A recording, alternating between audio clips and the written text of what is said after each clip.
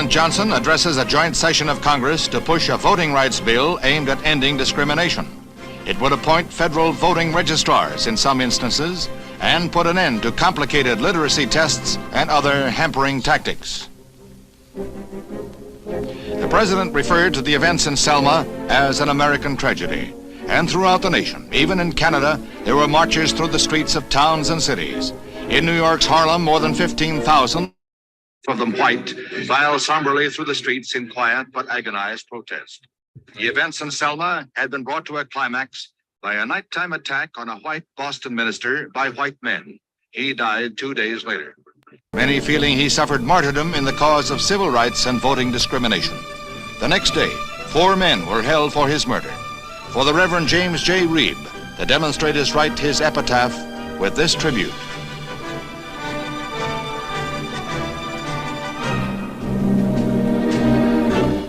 Selma sprang overnight from an obscure southern town to the front pages of world newspapers. This church was headquarters in the Negro drive for the right to vote, and it was here that Martin Luther King came to lend his support to the campaign. He pointed out that from Selma's 14,000 Negroes, only a few more than 300 had been registered at the polls.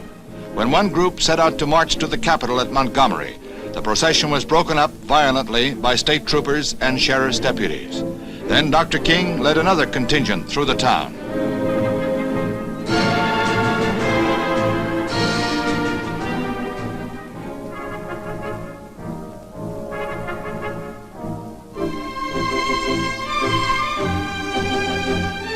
This time, there is no violence.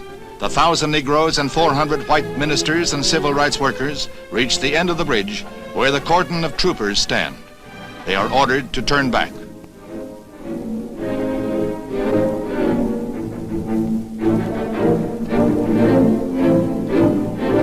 Dr. King confers with the police as the marchers hold their ground. He requests that they be allowed to pray. There are a few minutes of mounting tension.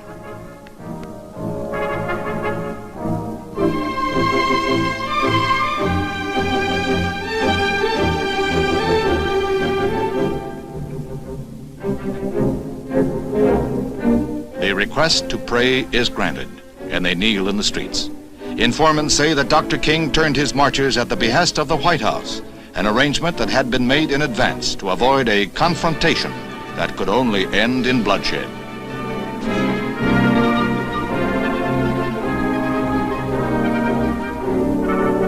The troops and deputies stand stolidly by as the prayers are said and the marchers go back to Selma. This Alabama town will go down in the history books as a turning point in the civil rights drive. From the halls of Congress to the smallest crossroads hamlet, people can understand the plea that no American can have freedom and justice unless there is freedom and justice for all. In Selma, there is a lesson to be learned.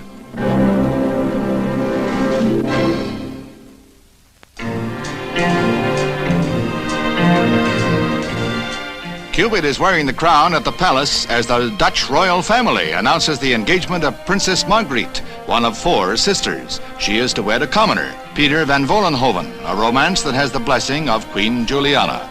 The couple have known each other for 2 years, and they waited until Princess Beatrix returned from the West Indies to make the announcement.